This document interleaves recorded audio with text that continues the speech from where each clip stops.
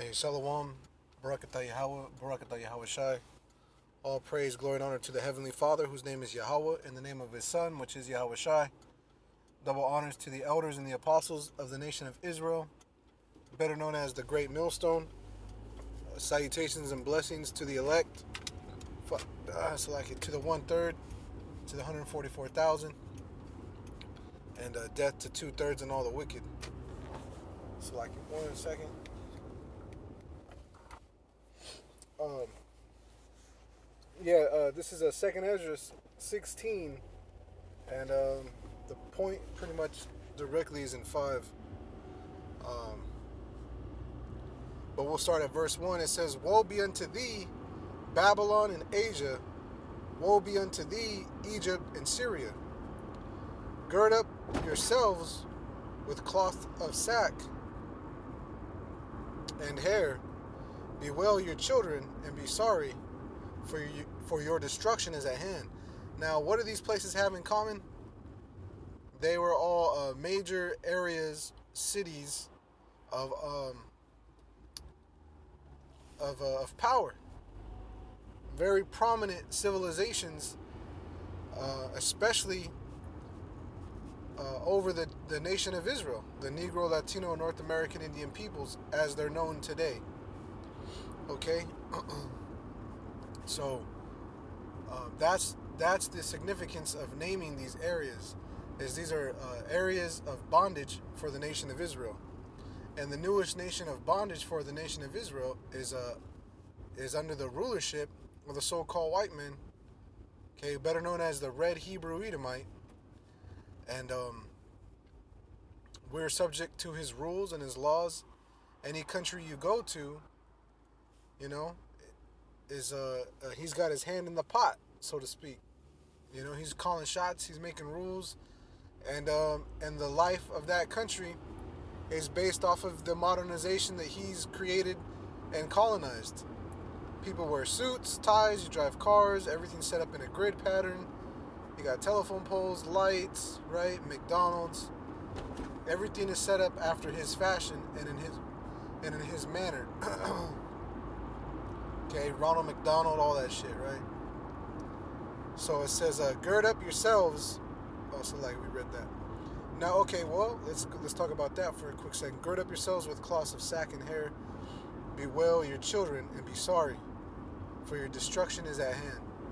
So does that paint a picture of a good time?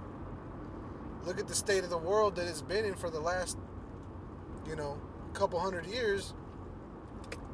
But let's look at the severity of what it is right now. And what we find is that this isn't a great place to be right now. Right? The earth, Job 9:24, is given to the hands of the wicked. Okay? It's defiled also under the inhabitants thereof, man. It says, "The sword is sent upon you, and who may turn it back?" Who's the sword sent upon? The nations of power. These strongholds of Israelites, these prisons of Israel. Okay, and America is getting its taste now, man. Especially with this COVID-19, the novel coronavirus. They have all these different terms for it, and they're trying to downplay its impact and its severity. But here within the state of Washington, it is a very serious thing, and more and more cities on a day-to-day basis in more and more areas, especially, it's small out here. This isn't like a tri-state area, like Pennsylvania, New York, or whatever they call it out there. I forget the areas, but and so like you for being misinformed on that. But the population density isn't as thick out here, in another way. Saying in another way, and so a lot of these places that are coming up, man, and living out here for so long, we know exactly where these places are. We're like, oh shit, oh fuck, it's like it. God damn it. That's funny. It's like it. So, we know all these places, and we see it in this there's more and more panic and order that's being pushed out by the mayors, the governors, and where they're trying to start, they're going to start canceling a lot of these big city gatherings, like events that are held at the state fairgrounds, or rodeos, anywhere where people are gathering, medieval festivals, and spring local farmers markets, and all this stuff, right? Concert venues, you name it. They're starting to shut all this shit down. I'm gonna jump to verse 5. Well, yeah, verse 5. Plagues are sent unto you, and what is he that may drive them away? You see clips of President Trump trying to say, well, why can't we just take the flu vaccine and combat the coronavirus? Isn't that something we can do? And all the health officials immediately tell him, no, that's not going to work. Trump, he's not a health engineer or a scientist, or in big pharma. He's just a guy that made business deals, who's won and who's lost. You know what I'm saying? That's it. He's just a politician. He's just a person. He's no miracle worker. But he can't drive them away.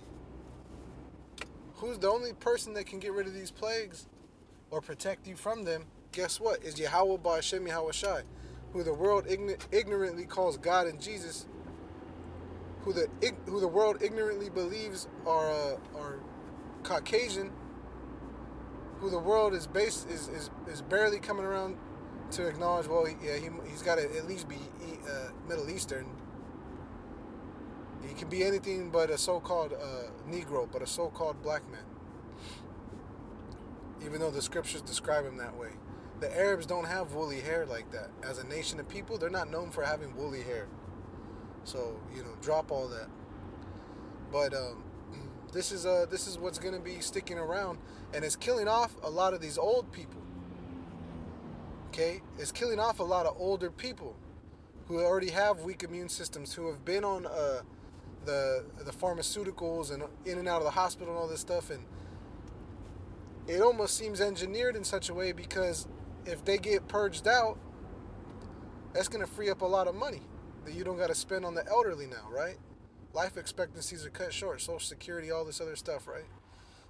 But also, at the same time, what has these elites in fear is they're old as fuck too, and they're getting older. So they could institute this chip, because there's articles coming out saying and expressing how how money can now be transferring the coronavirus. And they've known this for years, how dirty money, people have known for years how dirty money is. People use it for drugs. They put it in places where it accumulates body oil and sweat. People don't wash their hands, grab their money. You see what I'm saying? Like, it's dirty. So this can help promote a cashless society with the mark of the beast, the RFID chip. So no matter what happens and what takes place, the mindset you should have is all roads lead to the chip. All roads lead to World War III. All roads lead to the so-called white man losing power and being enslaved in the kingdom of heaven under the chosen elect nation of Israel, which consists of the so-called Negro, Latino, and North American Indian peoples. That's it, man. It's that simple. It's that simple. We don't need some 45-page document signed, passed through a Congress. It's already written. It's already written. They're going to do away with public gathering. I could see them doing that. With them shutting down large gatherings, well, let's just close down the parks. If you don't got business on the street, if you're not keeping it moving and buying and shopping, we need you to move along. This is a real thing that can happen. And that's a prophecy too, the famine of the word. Shalom.